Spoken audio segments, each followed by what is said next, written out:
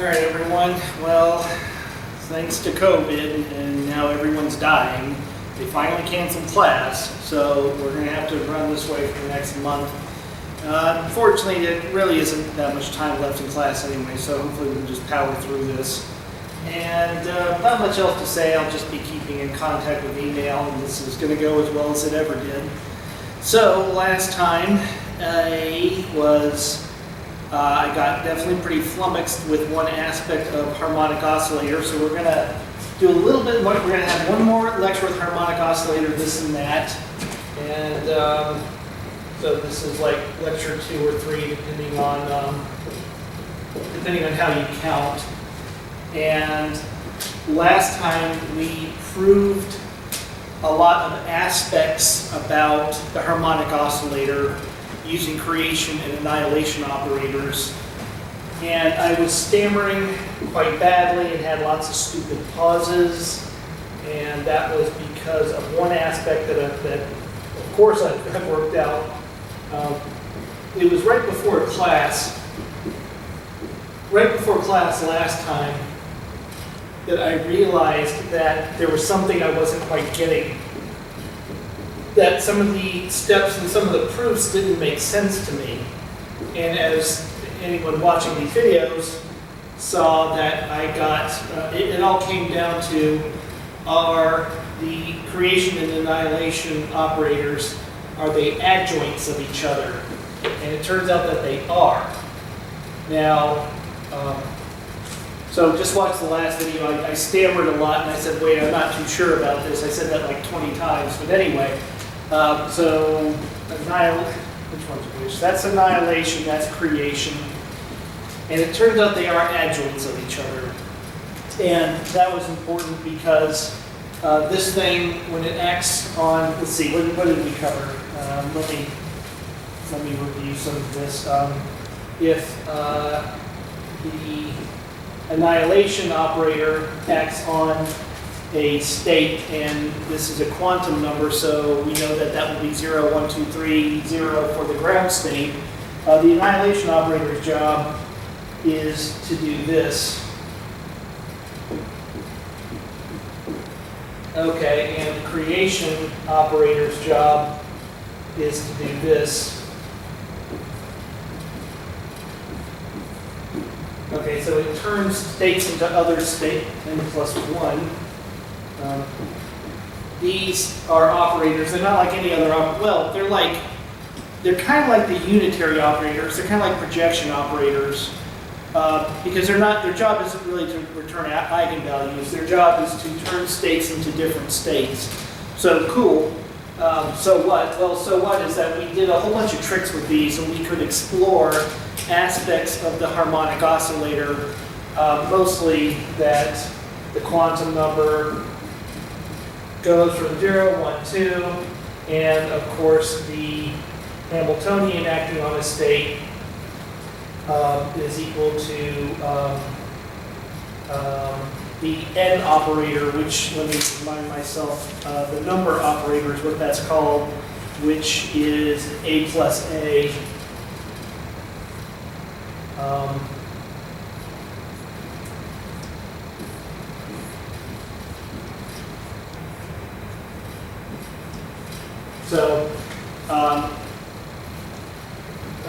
And of course this would then give n plus a half, which we know to be the energy of a harmonic oscillator. And you can see one reason this works is that this drives n down, but it drives it back up.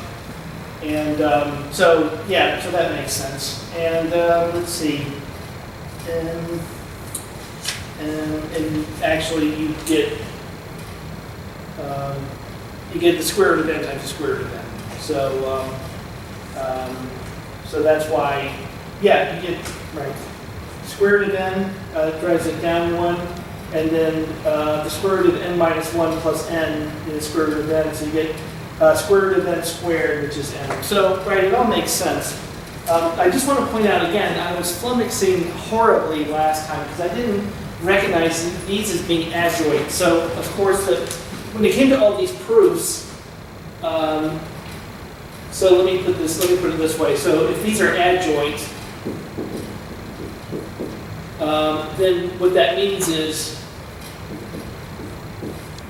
and this was used in several proofs, this ends up, remember when this thing is acting on a ket, then the adjoint acting on a bra does the same thing. Sorry, I should put the bra first.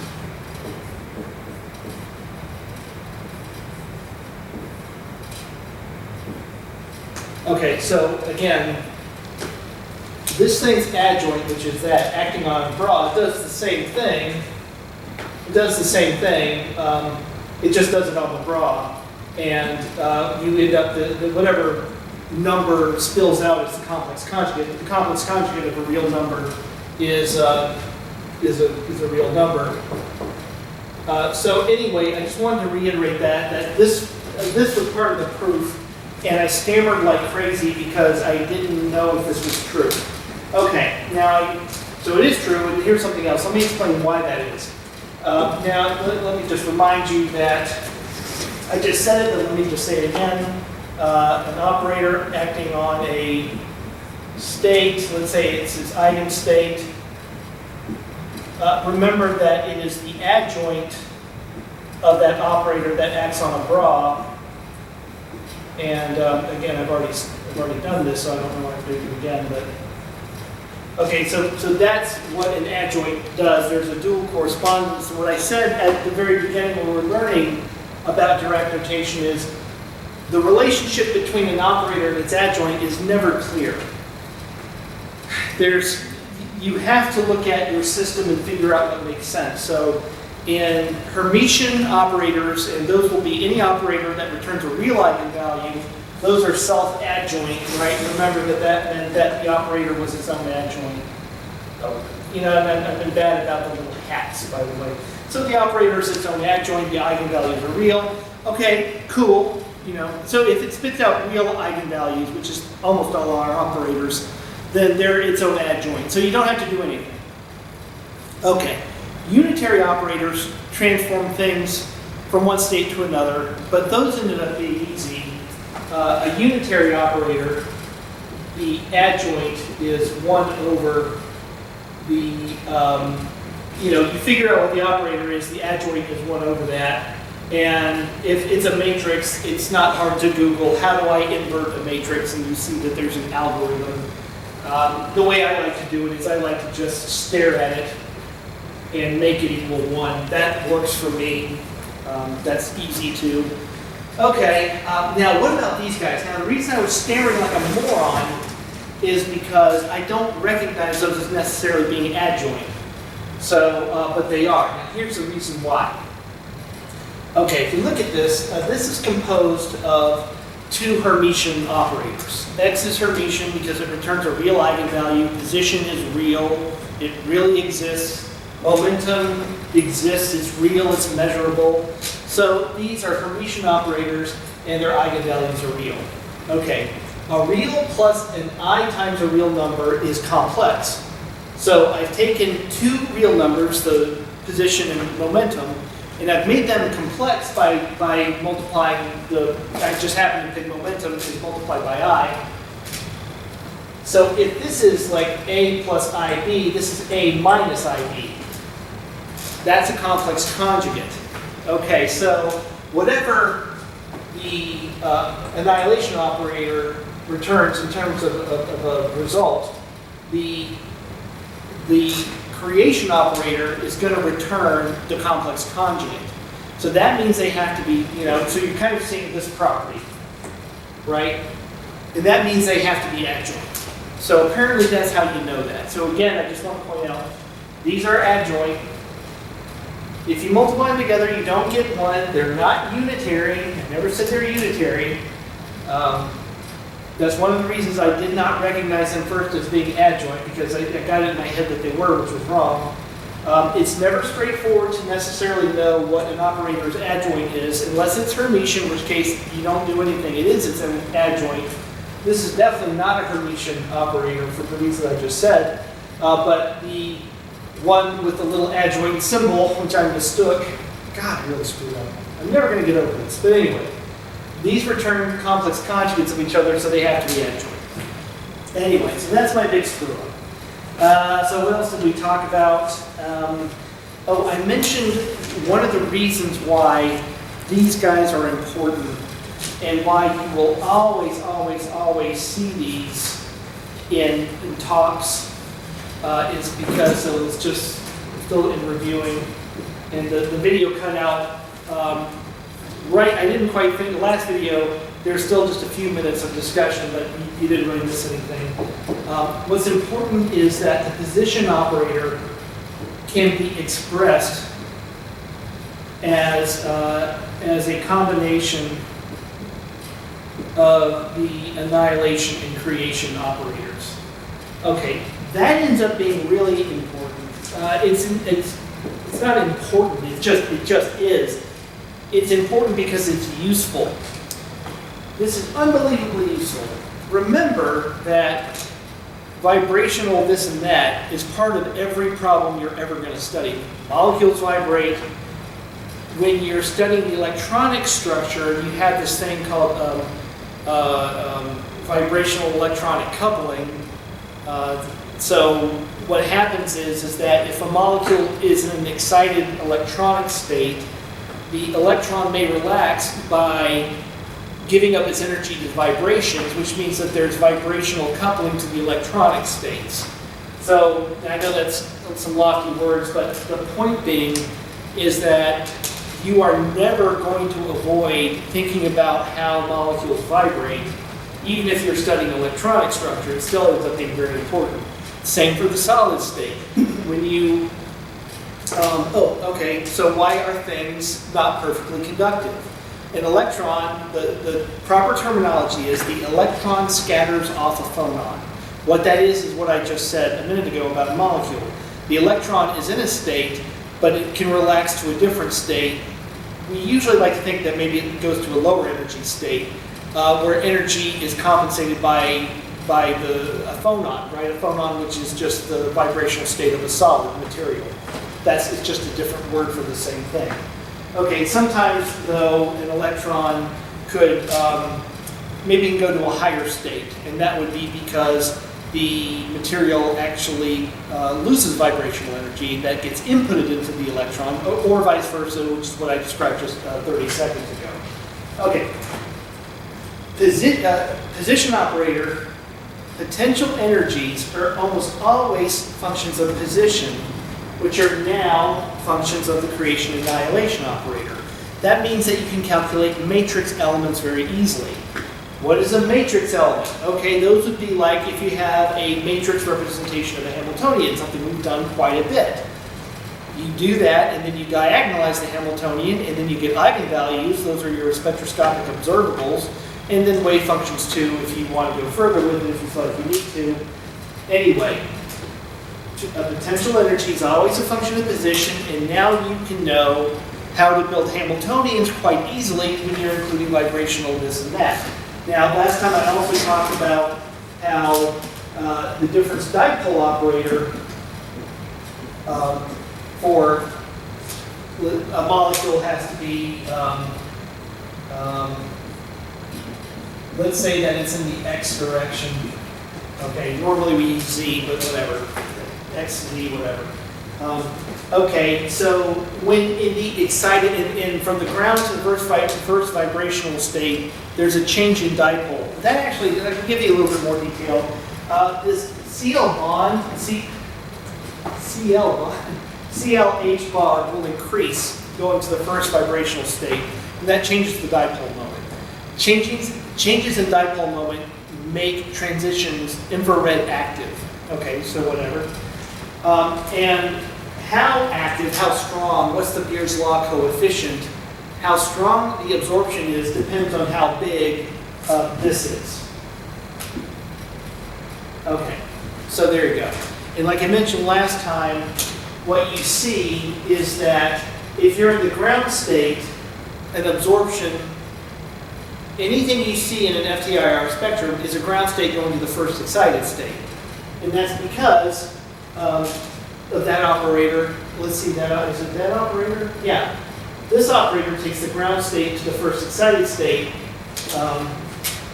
And let's see here, that is, let's say n equals 1 state, complex conjugate, that vibrational wave functions aren't complex.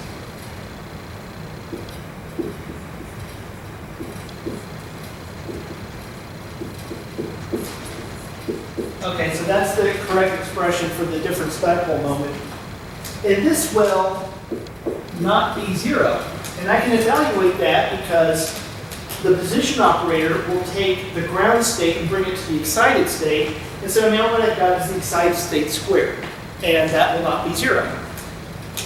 If I did something like take this to the second excited state, what I've got is the first excited state acting on, so this gets turned to the first excited state times the second excited state, integrate over space, that's 0.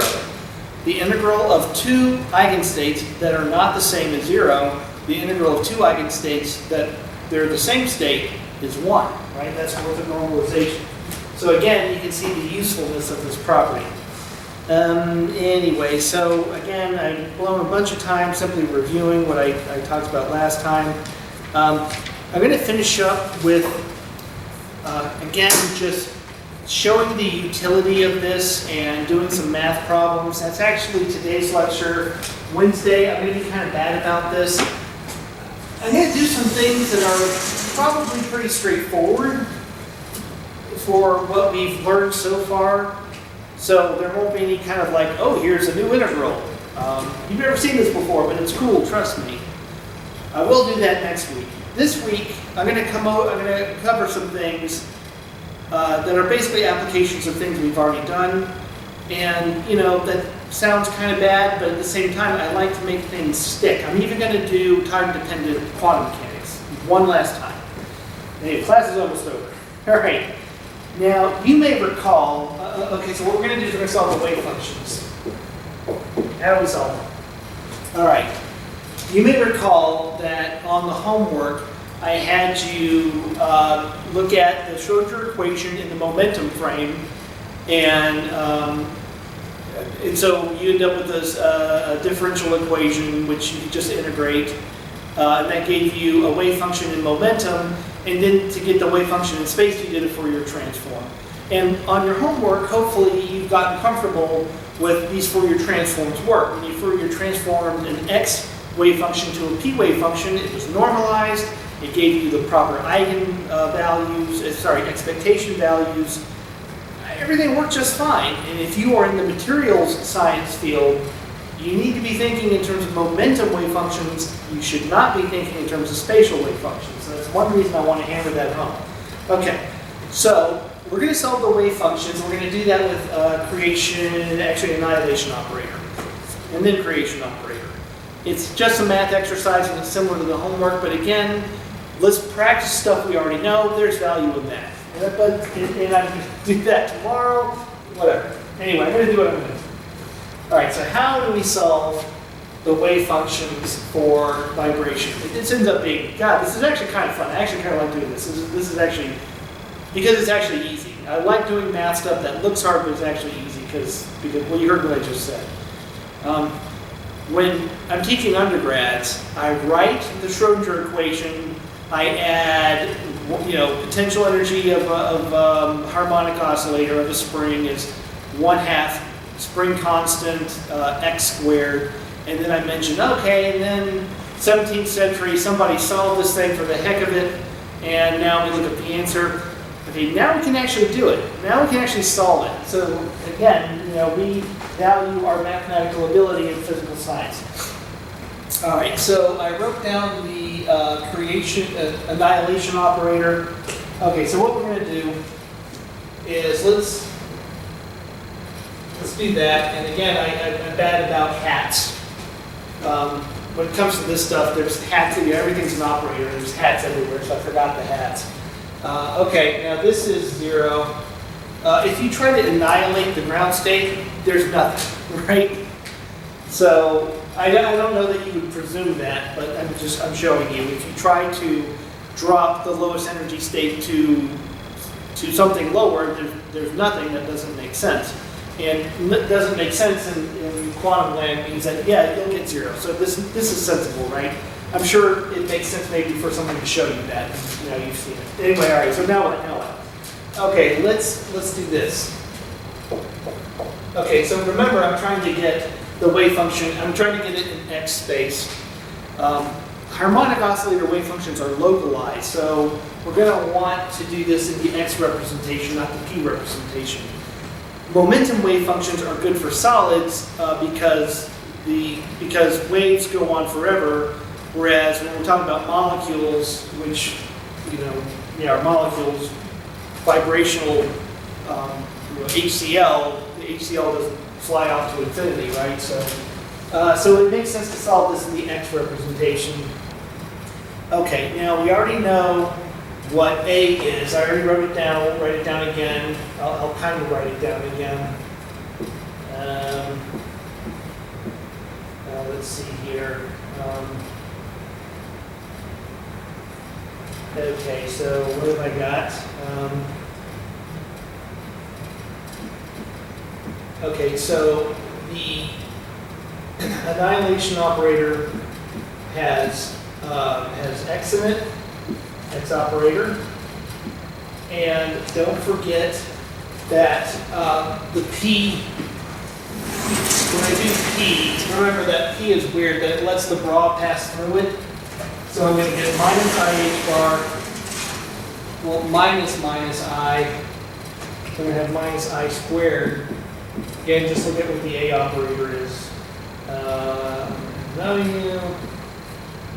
Okay, again, the effect of momentum is to let this bra pass through it, and derivatives out front. What's cool about this is that you can actually wipe out the constants. So those constants are gone, right? I tend to forget that when you set an equation equal to 0, you can wipe out, you factor all the constants and wipe them out. That's kind of awesome, right? Okay, now what? Now I gotta look at this. I'm actually just going to simplify this. Okay, X is Hermitian, so I can just call that X prime. The bra passes through. Now I've got something that looks like a wave function for the ground state. Don't forget that this is really the value of the wave function at a very specific position, whatever X prime is. But I didn't say exactly what X prime is, so I'll just call that psi of X. Again, you know that's not quite proper, but it's not that big a deal. Okay, minus I squared is plus, so that's plus H bar over W. Wait, why did I say equal? It's not equal. What's wrong with me? Plus. Sorry, what is wrong with me? There we go. Yeah. dx.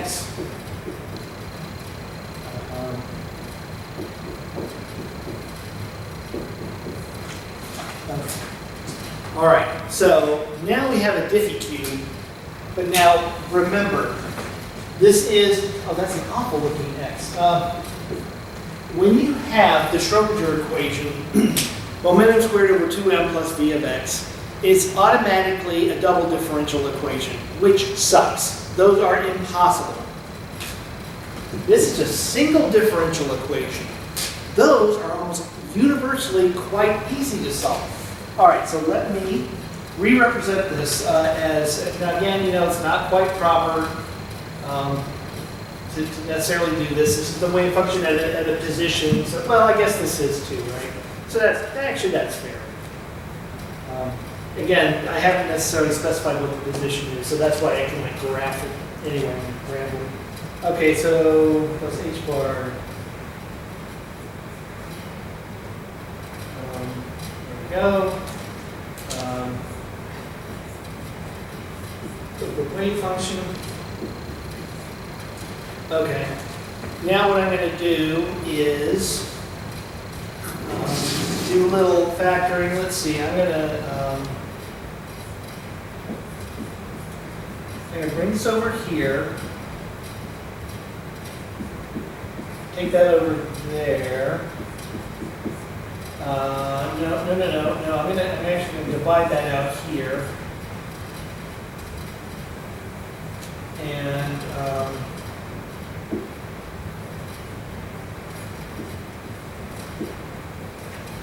okay, the change inside with respect to, where's ddx? Where's my dx? Right there. Okay, dx prime. It's stupid. Following the book, it's a little x prime. You don't have to have an x prime. Anyway. Okay. Huh? Easy? You know what I'm going to do is I'm going to integrate it. And then let's do this one on the right. Okay. Minus the constants come out. And the integral of x is 1/2 x squared. Okay, and then let me just do this integral on the right. You go from ln, I'm sorry, you go from, actually I'm confused. Anyway, it's ln. You go from 0, yeah, the lower limit, why is that? What is the natural log of something 0? Natural log of 1. Whatever. Anyway.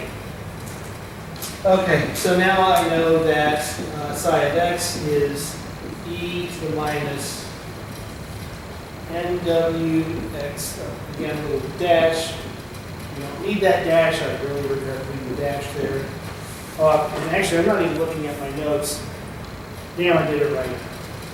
Oh, we haven't normalized it. Gotta normalize it. Oh God, why am I using the board? If you normalize it, then you get this. Remember, we haven't dealt with this for a while, but oh God, where am I? Often the way we solve the Schrodinger equation, the result is not normalized, so you have to make sure that you're not screwing that up. Okay. Same thing. And again, I have to put a little dash by the x because I kind of committed to that. Anyway. All right, so there you go. And again, solving a single differential equation is always, something that you actually could do that after 1 month of first semester calc. I don't think they show you that, but you can do it. And there we go. All right, now what do you do with this? Now you can get the excited states by application of the creation operator. And again, what's kind of cool about this is you go from a problem, like I say, for my undergrads. Obviously, I'm not going to do any of this. This is ridiculous. It's not ridiculous as long as you spend the time covering it. But you can see how you go from like, oh, trust me, some 17th century mathematician solved this problem. We solved it just fine. And always, first order differential equations are great. There's no reason that you shouldn't be able to solve them. Second order differential equations, you have to take an entire class on it, and even then you don't learn that much in my opinion. Okay, now of course the first excited state is the n equals 1, and I guess I have to call it x prime because I'm an idiot. Anyway, so that would be on the 1 state, right, n equals 1, and that of course, let's just apply the creation operator onto the 0 state. And what that is some constants, which by the way, they will keep things normalized. X prime.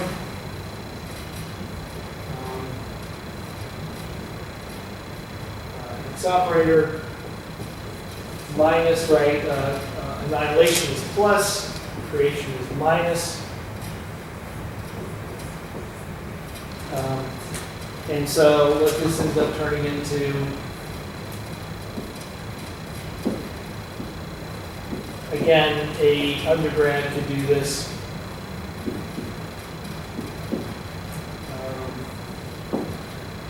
let's see, momentum is minus, so plus now I've got I squared, so minus again, IH bar over MW.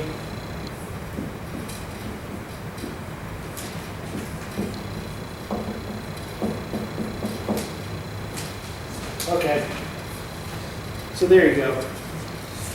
Where this is that, right? That's the ground state. So now you can get any subsequent excited state. And you know that, again, maybe you recall your undergrad, these are called Hermite polynomials. And, you know, I'm counting on, of course, if you know how to draw these. You can see how, hopefully, you can see how these are going to be building nodes into the thing. And nodes, of course, increase kinetic energy. You may have an increase in potential energy because the wave function spreads out a little bit into the higher potential. So you're going to pick up kinetic energy and potential energy. The nodes are also going to keep these orthogonal. Remember, if you integrate them together, you should get 0. The nodes are going to assure that. Anyway, all right. The last subject, and again, this you kind of had a homework like this. This is actually a lot easier than the homework, wasn't it? I think maybe I should have given that question when I did, but nothing particularly difficult. It's just neat that you can do it, right? So pat yourself on the back for being able to do this. Okay, and just to stick to time dependence, make sure we got it. Let's do time dependence on this one, and then I don't think I'm going to bring it up again because why would I? Here, I'll just use this board because it's I don't have to erase as much. So there we go. Okay, time dependence of the harmonic oscillator, and hopefully this will make. If you had any trouble with this will hopefully get that to stick. Examples are good, right? It's actually, honestly, this is a little trivial, so I kind of almost hesitate to do this because after all we've been through, your homework, your last homework of the exam, I hope that you find this kind of trivial. So 1 over IH. Here's the formula. Remember, the formula was just from taking the derivative of the time evolution operator, and it turned into this.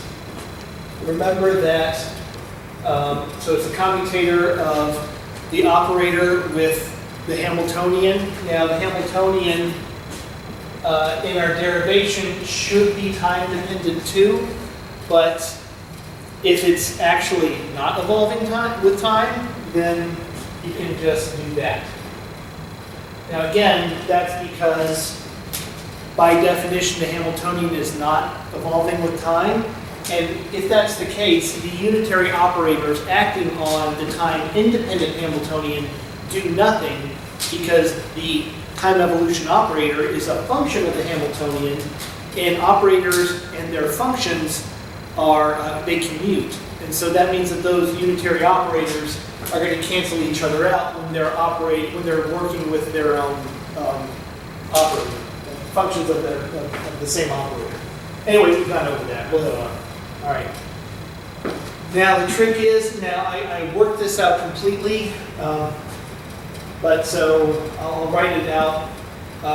When this is time dependent, it turns out that the adjoint can be factored out to the left. And now I've got, see, like this, you can't do anything with this. I mean, I don't know what the commutator is. And momentum over time may not commute with itself. Now remember, that's a highfalutin word, but what it means is that I have no idea what this is going to become. And if I can calculate the commutator here, and I can, it's not hard. All right, so I can do this, but if this is changing over time, I have no idea what this is, and even if I did know what it is, it can turn into something else because momentum may or may not commute with itself over time. So again, now you're seeing more and more, what does it mean when something doesn't commute with another operator or even itself in the future? And here's the time evolution operator. not the adjoint. Anyway, okay, there we go. Okay, now let's just look at this. This is, okay, let me write down the Hamiltonian. Again, it is time independent.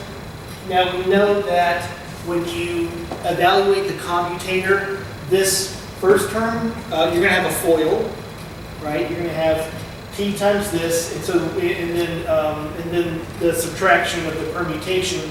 So you're going to have P cubed minus P cubed, so you don't have to worry about this. That's 0. P cubed minus P cubed is 0. And then you end up with the commutator of momentum and position, which we know very much is not 0. Okay, constants, whatever. Oh, that is squared. Okay, now what is this? This ends up being factor the constants out. Constants can be factored out of commutators, and what you end up with is the commutator of momentum and not position, which would be minus IH bar. Minus IH bar, that would be it. It gets a little bit more complicated when it's not x but x squared. You can power through that derivation like that handout I gave you. I think I did x p squared. Anyway, whatever. You can do this. We've done these commutators a few times. This is easy. Now remember, it turns out that when you have momentum in a function of position, position a function of momentum, it just ends up being the derivative of the other guy, or minus IH bar derivative of the other guy. So it ends up being, let's see, then minus IH bar MW squared over 2. I'm writing kind of awkwardly. Okay, now again, I can't emphasize enough, you are certainly capable of working this out, working out the commutator on your own, but I can tell you that it will just turn into this. It'll just turn into 2 times the position operator. So that's minus IH bar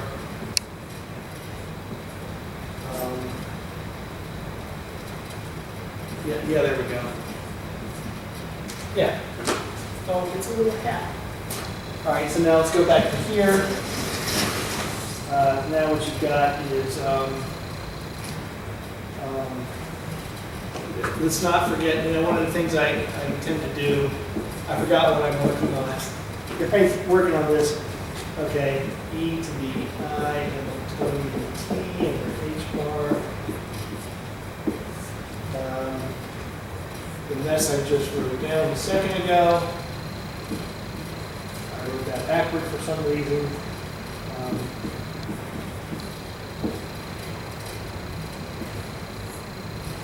The time evolution operator as a minus. And what I can see, okay, so those cancel, and it ends up, remember that U operator, U adjoint is going to evolve x in time. So you end up with minus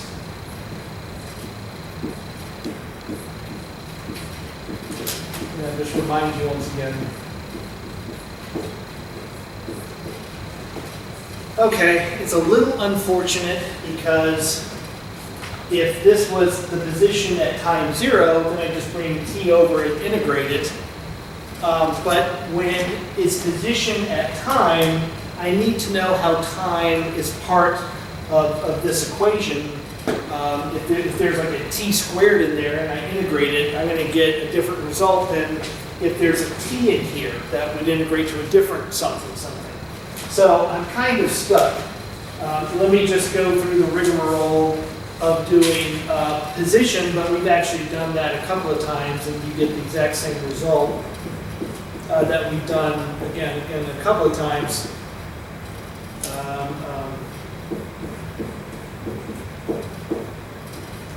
Okay, again, you've seen that a couple of times. So we are back to the coupled differential equation problem. All right, so I can't integrate, I can't figure out what P of T is until I know of X of T, but I can't figure out what X of T is until I know P of T. And I've always thought, I remember when I was looking at that a month ago, I mean, I know off the top of my head, I know that there's a solution, I just didn't know what it was, and I couldn't remember if this required some hideous mathematical background that was over my head, and it turns out that that's not the case. And I gave you a handout that did this with the spin operator, but let's do this one. Let's just do this one. Again, I told you that this is a little bit of a blah day, but you know, follow along, right? And your math skills will get bumped up quite a bit. Okay, so the trick is when you're trying to resolve, let's pick X. We're going to solve X. You can't have another function there. If we have a Diffie-Q problem, and I have a derivative, I've got a Diffie-Q. I can't avoid it. You know I like to avoid it, but I can't. And no matter what, I can't solve it unless it's a function of itself. And so I can't solve X of T when I got P of T. But if I do this, I got to have an equation with only X in it. So if I do the double derivative of X, then that is equal to 1 over m, the derivative, because m is constant, the derivative of P of T, and I happen to know what that is, that'd be minus frequency squared X of T. The m's cancel. M's cancel, right? So you can see that. Let me make sure I didn't screw that up. Okay. Okay, so therefore, double derivative, you know I hate double differential equations. We've talked about how clever you have to be to turn them to single differential equations. This isn't one of those times. We got ourselves a double differential equation. And what would normally happen is I would say, hey, have you seen this before? And you would look at me blankly and I'd get angry. We only run into one double differential equation in this class, and we run into it over and over and over again, and it's this one. And we solved it. I showed you how to solve this in the like we were in math class. I showed you how to do that. And what you end up with is X of T is A e to the minus I W T plus B e to the I W T. Okay, now. Right, there you go. And now you're looking at it and saying, oh yeah, we've seen that as many times. Right, now the problem is, how does that operate, right? So normally, if you're going to then do this thing with the wave function, you're going to need to see an X or a P, which you know is a derivative, to put that into Mathematica. And guess what? A and D are hiding those. So there's X's, X0 and P0, which are the operators we've known them to be at this point, right? Quite trivial. It's time to put it ones that can be a pain, but then again, we just did it. So A and B are hiding. They're hiding X and P. So how does that work? All right, so it turns out, let's use this. They ask what have we got at time 0? We got A plus B. And therefore, A is, again, the operator that is very easy to deal with. Okay, so now we can see that A actually has an X in it, X operator. Now we've got to solve for B. Remember, these are boundary conditions. You always solve differential equations with boundary conditions. Those are like the limits on an integral. And often, sometimes you can integrate differential equations to solve them. So there you go. All right, now what I do is I solve the derivative of the thing at time 0. So what I do is I solve the derivative of X, and then I just plug in 0 for T. So that's how that works. And what you end up with is minus IWA plus IWB, which, by the way, is is that from right here. No, right here. Okay. Two equations, two unknowns, A and B. So I've got two equations. X and P are next to P, so those are known. So obviously, what you do at this point is you can combine them. Let's see here. X. I don't really even need to do this. I mean, I think hopefully you can trust me that two equations and two unknowns can be solved. What am I doing? So that's still E0. Okay, so yeah, you see I got B solved, right? I've got B in terms of X and whatnot, so B is really an operator, isn't it? 0 over, now this is a time, it looks hideous, it looks like a little bit more complicated than you would like. It makes me wonder whether I did it right. Now I know what A is X minus this. So X minus X half is just, did I do this right? Oh yeah, X minus that is still just X over half, but then I subtract that, so I end up with minus B.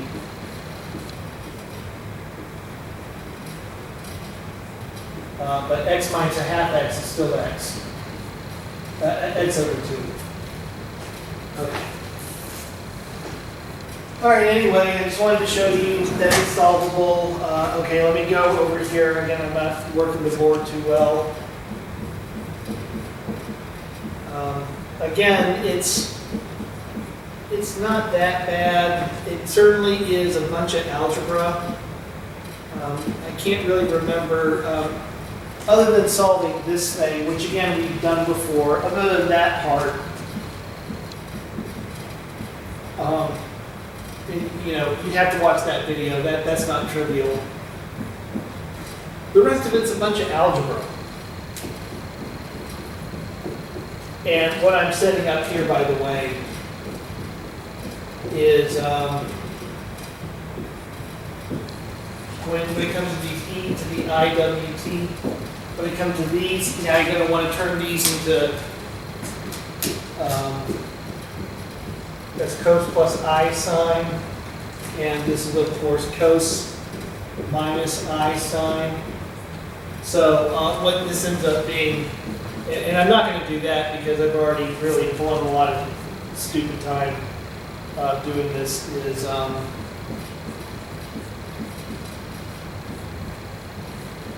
it's at this point it's childish level algebra, so I'm not even going to do that. But it makes perfect sense.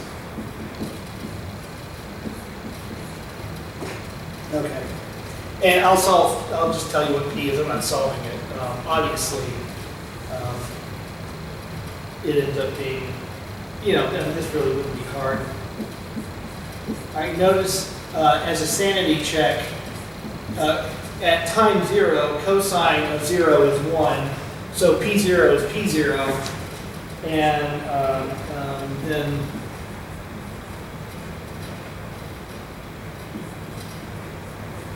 sorry for that. The board's a little jam-packed anyway. And it bothers me. There we go. All right, so there's your time-dependent harmonic oscillator. I just did this for the hell of it, really. I know I thought about not doing it. Here, actually, I'm going to show you one last little thing about this. I mean, it's kind of stupid obvious, but it's worth noting. So I just did that just for the pure mathematicalness. Make sure that you really got your Heisenberg representation down, which again is how you almost always see it done, which I think people do just to make sure outsiders don't know what the heck's going on. Let's think about how does the ground state change over time? Let's do that. Let's see, I want to know if the ground state particle, is it moving? Is it moving off its center bond? Remember, x0 represents, let's say it's HCl, that represents its average bond length. Okay, I'm wondering if that bond length changes over time. All right, now, given that position over time, what is wrong with it? Okay, position over time has x and p in it. X and p are composed of the annihilation and creation operators. So an expectation value where you've got eigenstates of the Hamiltonian, you know, the same state, ground state on the right, complex conjugate of the ground state on the left, the matrix elements are 0. Right? Again, this just doesn't work because, I mean, it works, it just gives you 0. Because annihilation and creation operators that compose X are going to be 0 unless you have different states on the left and right. But this is an expectation value. You always have the same state on the left and right, or it doesn't make sense. With the difference dipole operator being the only one that's a little different, but let's not worry about that. Anyway, so you get 0. But now wait a minute. Why would this bond over time suddenly get longer or shorter? It doesn't make sense. Over time, the equilibrium bond length of HCl is still going to be the equilibrium bond length of HCl. It should not evolve in time. Okay, here's point number 2. We talked about how do eigenstates of the Hamiltonian evolve in time. They don't. Right? Nothing changes over time. Now, that manifests by there being no t on the right. 0 times t would still be 0. Now, likewise for momentum, what's the expectation value of momentum over time?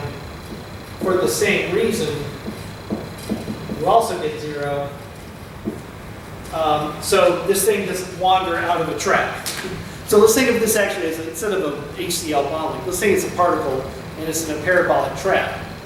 Well, if this wasn't 0, then it eventually escapes, despite the fact that it goes into an increasingly higher energetic potential continuously, which is impossible.